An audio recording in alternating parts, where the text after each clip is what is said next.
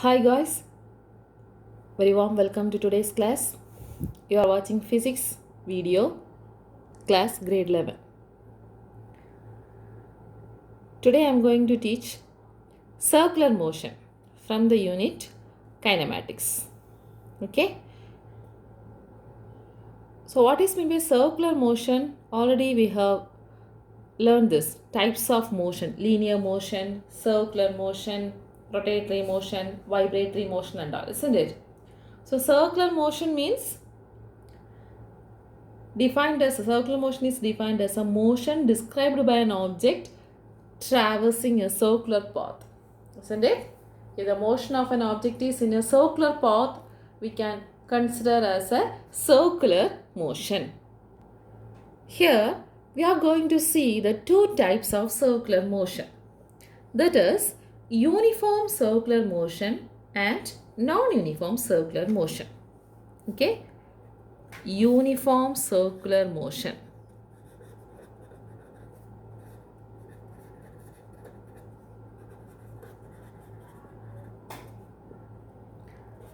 Non-uniform circular motion.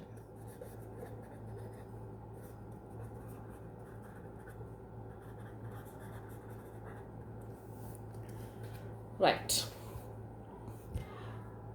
First we can discuss uniform circular motion. You know the meaning of uniform, isn't it? That is, uniform describes everything is same. There is no difference at all. Isn't it? Everything is same. There is no difference at all. So schools, you are wearing uniform. That is, all the children are equal. So here, what is uniform circular motion?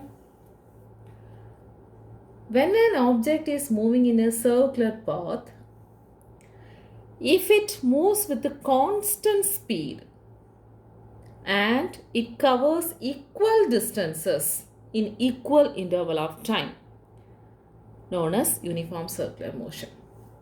Okay? So for uniform circular motion, the condition is speed is constant. Speed is constant and it covers equal distances in equal interval of time.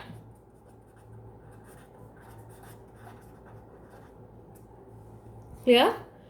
So when a point object is moving on a circular path with a constant speed, it covers equal distances on the circumference of the circle in equal interval of time. Then the object is said to be in uniform circular motion. Okay? That is, we can consider the circular path. Suppose an object is moving in this circular path.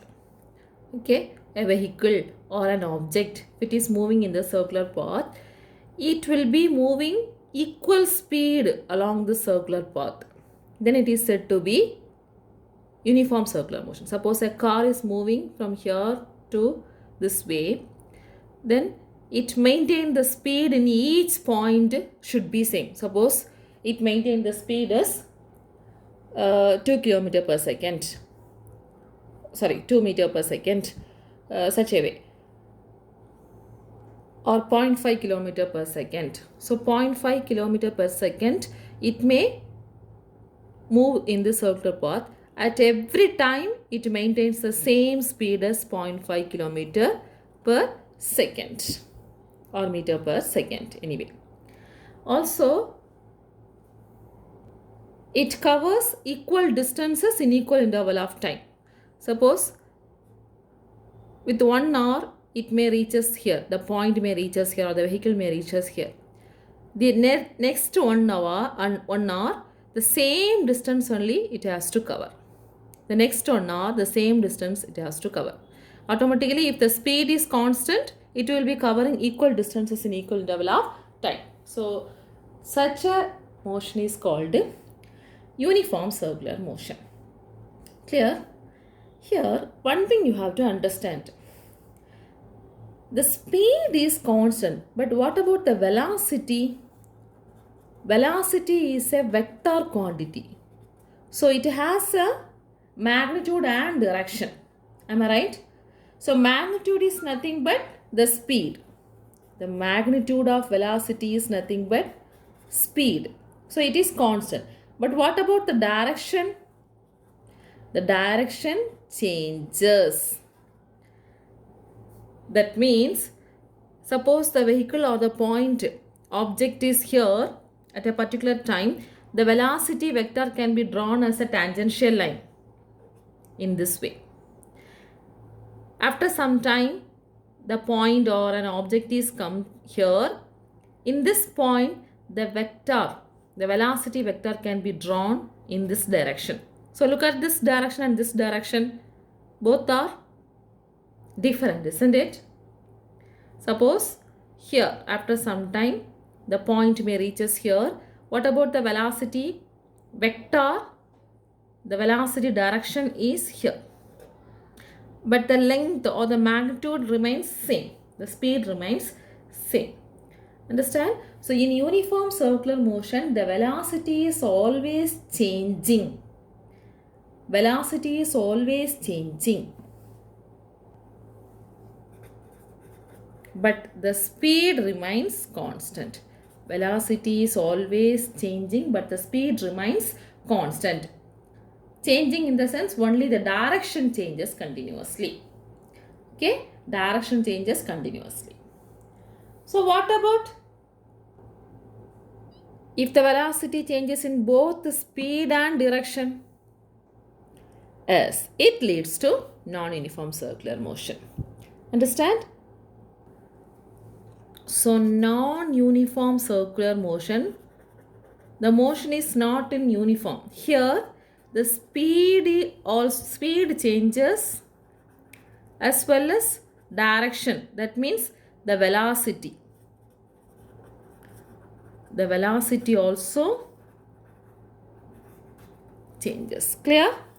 So if the velocity changes in both the speed and direction during the circular motion, we get a non-uniform circular motion. It will not maintain the same speed at every time on the circular motion, so that it is non-uniform circular motion. And also the vector velocity also changes. Okay, so I hope you have understood about the circular motion, two types, that is uniform circular motion and non-uniform circular motion. The next topic is centripetal acceleration. Centripetal acceleration. You may have heard about centripetal force, centrifugal force, and all, isn't it? So centripetal force means the force acting towards the center. Such a way you may have learned, isn't it? Here, centripetal acceleration is also acting on a circular path. Am I right? If we consider the uniform circular motion, so on circular motion, this is the center of the circle. I said uniform circular motion means speed remains constant, velocity vector changes continuously. Suppose here the velocity may be here, isn't it? At this point the velocity may be here, and at this point the velocity may be here. This is the velocity, isn't it? So here the velocity length, the length of the velocity vector is not changed because that is the magnitude. The length of the velocity vector is not changed. That is the magnitude. That means speed is constant, but the direction changes continuously, isn't it? So even though the velocity is tangential, here this line we can consider as tangential at every point on the circle, the acceleration is acting towards the center. That is, here the acceleration is acting here, a vector. From here the acceleration is acting here, a vector. A vector. The radius also same, length, and the acceleration is acting towards the center of the circle. Isn't it? So how the acceleration happens? Because there is a change in velocity, not in magnitude, the direction changes. So there is a changes in direction, it leads to the acceleration. That acceleration is acting towards the center of the circle. This acceleration is called centripetal acceleration. Understand about centripetal acceleration? So there is a uniform circular motion. In that, speed remains constant. The velocity direction changes. So because of changes in velocity, the acceleration leads. This acceleration acting towards the center of the circle, this acceleration is called centripetal acceleration. Let us derive the expression for the centripetal acceleration. The same circular motion we can consider. Okay, so this is the center. So the position vector at initially I can draw here r1 vector, and after the time t the position vector I am drawing here r2 vector. So the position changes such that the velocity vector we can draw as, at this point the velocity is acting this direction. So we can consider this as v1 vector. At this point, the velocity is acting this direction. We can consider this as v2 vector. This makes an angle, that is displacement theta. Okay. Here, the directions of the positions as well as the velocity shifted with some angle. Isn't it? In a particular time, delta t. That is, in a delta time t, the position changes from r1 to r2 with a velocity v1 to v2. Isn't it? So for uniform motion, we can consider r1 vector equal to r2 vector, v1 vector equal to v2 vector. Magnitude wise it is same. Isn't it? If a particle moves from the position r1 to r2, the displacement is written as delta r. Clear? Delta r vector. So delta r vector is equal to r2 vector minus r1 vector. r2 vector minus r1 vector. Similarly, the change in velocity is from v1 to v2.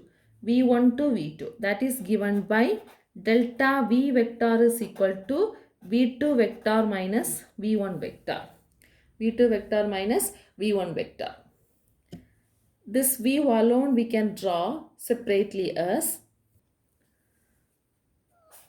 so this is r1 and this is r2. So this area is known as delta r. This distance is known as delta r, which makes an angle theta.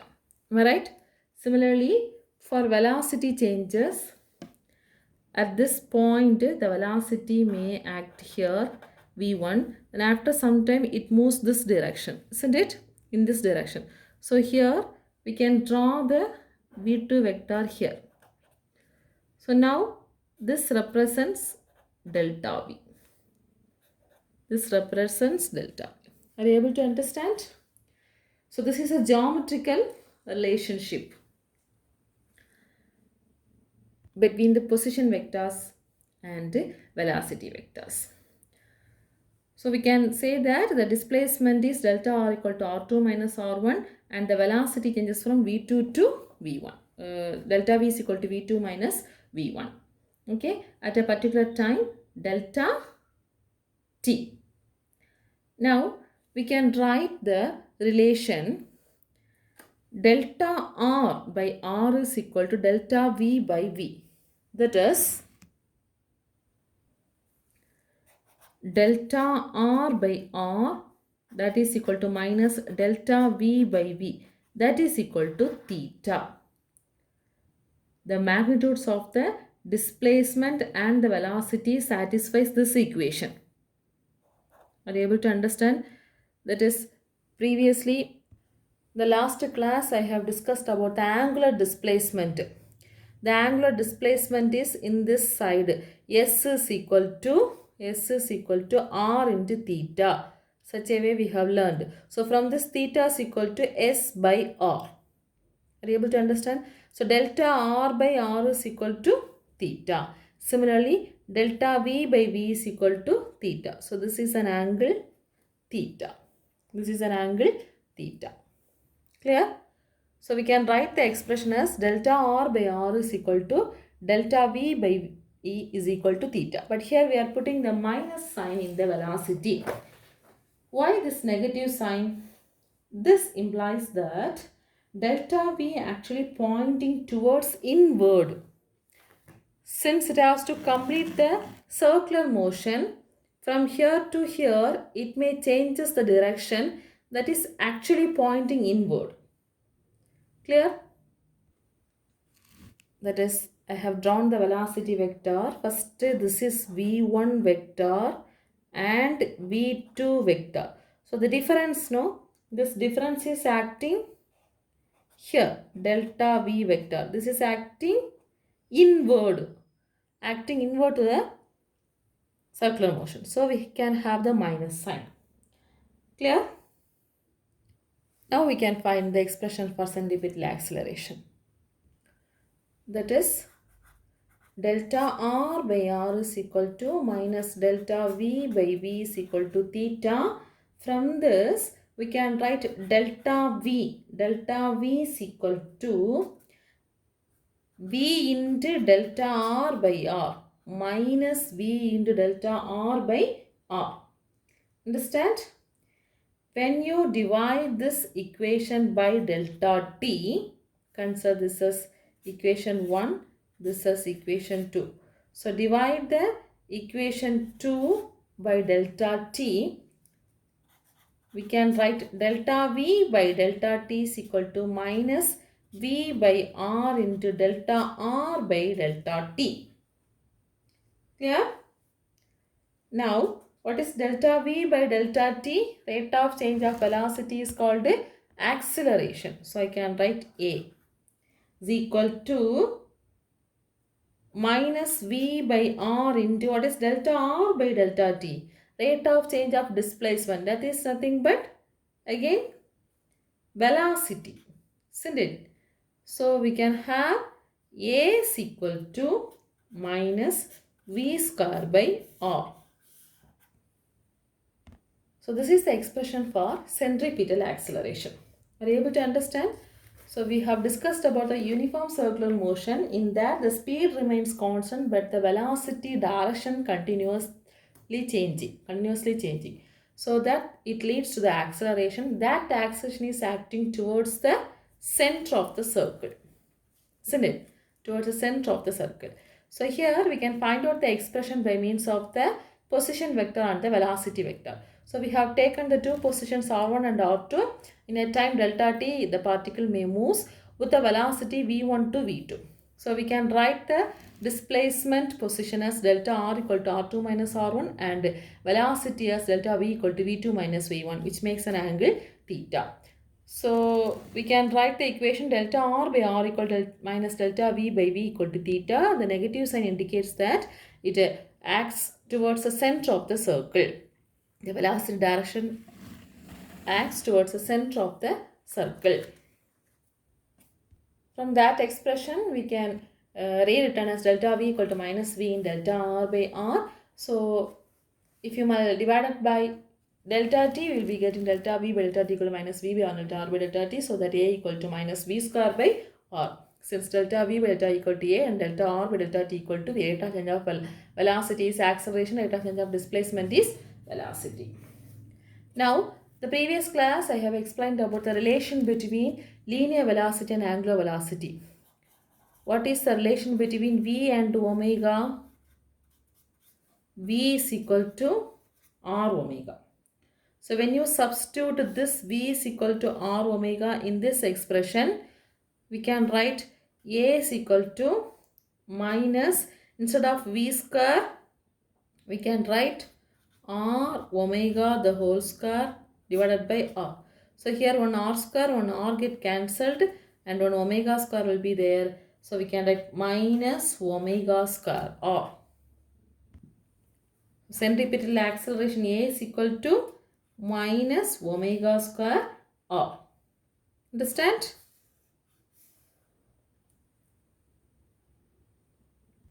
From this also we can say that the magnitude of centripetal acceleration is constant for a uniform circular motion. For a uniform circular motion, the magnitude of centripetal acceleration is constant, but it is not constant when it takes a different directions during the motion. Isn't it? But centripetal acceleration is not constant. Magnitude wise it is constant. But different directions it takes. Even though it is acting towards the center, each point it takes different directions. So we can say it is not constant. Clear? So these are about centripetal acceleration. The same acceleration when we are discussing in the non-uniform circular motion, what will happen? So non-uniform circular motion, the speed is not constant as well as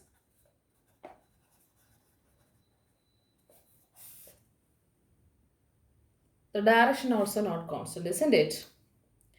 Speed of the object in a circular motion is non-constant. We can say it is non-uniform circular motion. For example, when a bob is attached to a string, it moves in a vertical circle. So here the speed of the bob is not the same at all time. Understand? So if a bob is attached to a string, and it is move on a vertical circle.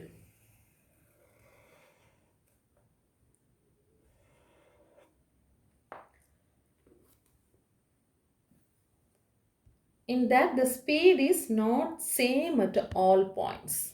Okay, speed is not same at all points. So this is example of non-uniform circular motion. Here what will happen to the acceleration? Listen, this is about the center.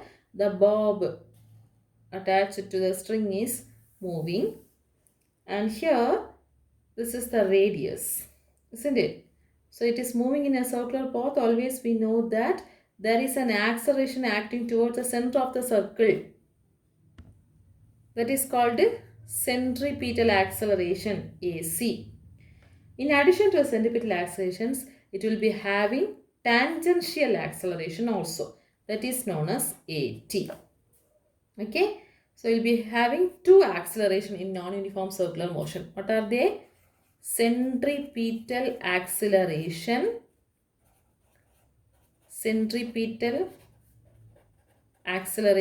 AC plus tangential acceleration.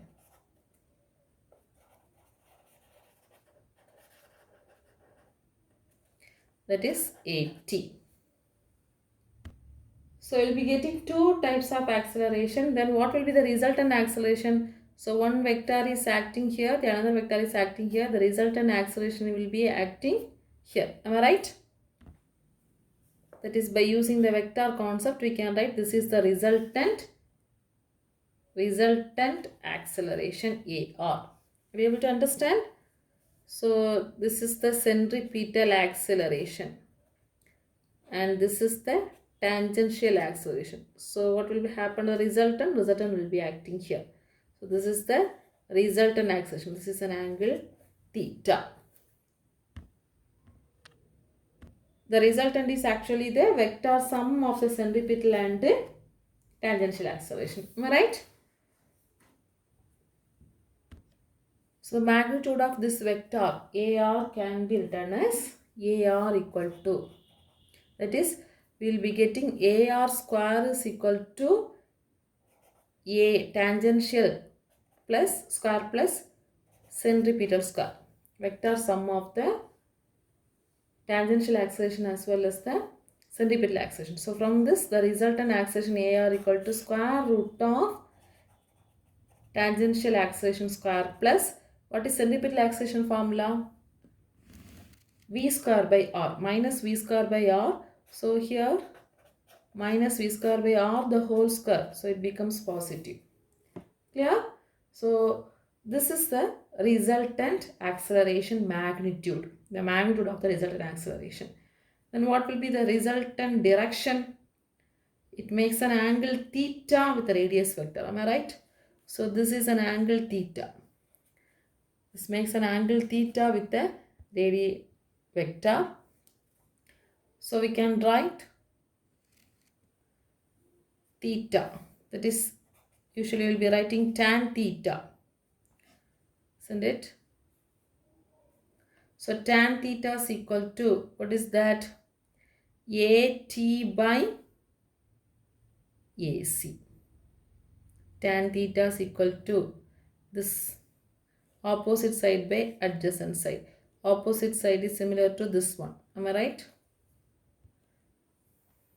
Listen. This is theta. So when we take this as a triangle, this A we have calculated, and this is a resultant angle. So this theta becomes tan theta. Tan theta is equal to opposite side by adjacent side. Opposite side is this side, that is equal to 80. So AT by AC.